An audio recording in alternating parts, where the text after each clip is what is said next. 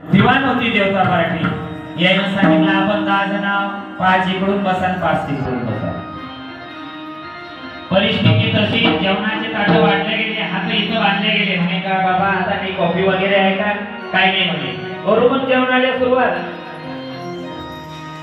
जेवणाला सुरुवात केली. 5 तिकडून होते 5 इकडून होते. पहिला घास उचलला तो आपल्या मुखामध्ये जात नाही, पण मी हा तसा वागत नाही, पण माझ्या हाती जो लाडू आला तो मी महाराजच्या मुखामध्ये तर घालू शकतो. हे आपलं अभंगाचं दुसरं चरण.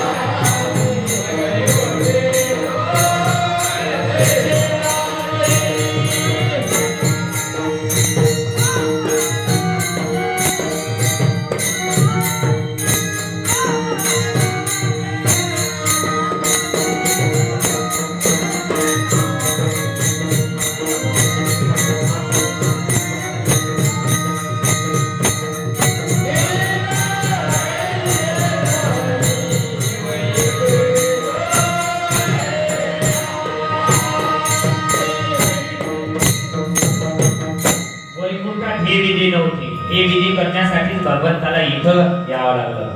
मग यांनी काय केलं?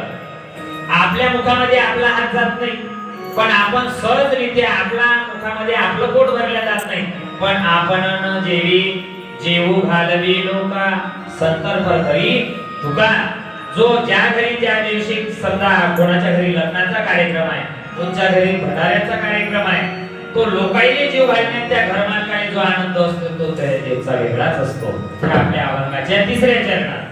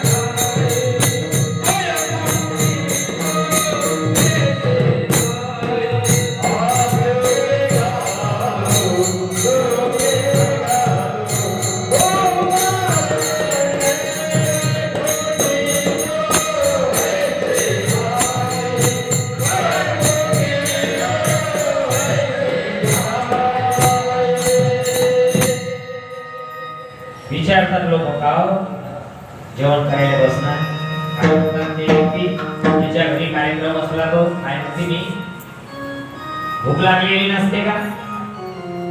पण लोकांना जेवण्यात जो आनंद असते त्या दिवशी तसंच त्या व्यक्तीचं पोट भरते. असुराईनं आपल्याला स्वतःलाच खायचा प्रयत्न केला.